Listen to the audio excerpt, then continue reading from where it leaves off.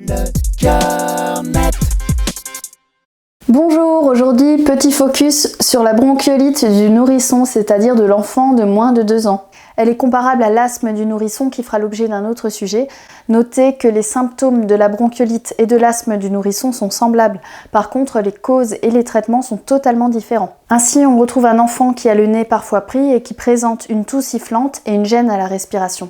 On peut retrouver une légère fièvre dans la bronchiolite qui est absente dans l'asthme. La bronchiolite du nourrisson est une atteinte des toutes petites bronches qu'on appelle les bronchioles. Elle est d'origine virale par le virus respiratoire syncytial VRS, mais ça peut être aussi un autre virus. C'est une infection ponctuelle mais qui peut récidiver parfois le même hiver. Elle peut entraîner des complications, notamment chez les enfants plus fragiles comme les nouveau-nés, les prématurés ou les enfants porteurs d'une pathologie. La bronchiolite constitue la principale cause d'hospitalisation chez les enfants de moins de 1 an. L'épidémie est fréquente et débute en général au mois d'octobre avec un pic en décembre et une fin en février.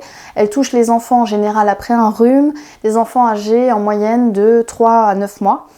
Elle dure environ 7 à 12 jours avec une toux qui peut persister facilement 3 semaines. Il faut savoir que le VRS est un virus super contagieux. Il se transmet par contact direct, par la toux et les éternuements, ou par contact indirect sur un jouet comme un doudou ou un livre, et il peut survivre pendant des heures sur les objets ou sur la peau. Que faire en cas de bronchiolite ? Consultez aux urgences rapidement si votre enfant respire trop difficilement, s'il est léthargique, si ses lèvres sont bleues, de même si c'est un nouveau-né de moins de 6 semaines. Consultez auprès de votre médecin systématiquement si votre enfant a moins de 6 mois, mais aussi s'il est gêné pour respirer ou s'alimenter et s'il tousse beaucoup.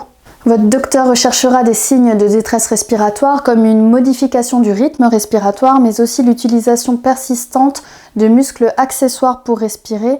Il recherche ainsi un éventuel battement des ailes du nez, mais aussi un creusement de la peau au-dessus et en dessous du sternum ou au niveau des clavicules ou des côtes, ce qu'on appelle un tirage, ou un balancement thoraco-abdominal avec un abdomen qui se gonfle à chaque inspiration. Le diagnostic est clinique sans nécessité d'examen complémentaire. En cas de doute, il peut y avoir une radio pour éliminer un corps étranger ou une infection bactérienne. Il faut impérativement bien moucher votre bébé avec des pipettes de sérum physiologique ou alors un mouche-bébé. Si vous avez l'impression de ne pas y arriver, n'hésitez pas à le dire pour qu'on vous montre la technique. Vous pouvez moucher plusieurs fois par jour sans modération si l'enfant a le nez pris. Faites également boire votre enfant le plus souvent possible avec des petites quantités à chaque fois. Il doit être bien hydraté pour fluidifier ses glaires. Maintenez une température dans la chambre de 18 à 19 degrés. Ne fumez pas dans votre logement. Si vous êtes fumeur, fumez à l'extérieur, même si ça pèle en hiver, et utilisez un vêtement dédié à la cigarette. Lavez-vous bien les mains régulièrement à l'eau et au savon. Évitez les échanges de tétines et nettoyez souvent les jouets que votre enfant partage. Et c'est tout, on ne prescrit pas de sirop, pas d'antibiotiques, pas de spray dans le nez. La kiné respiratoire n'accélère pas la guérison de la bronchiolite, elle n'est donc pas nécessaire à titre systématique.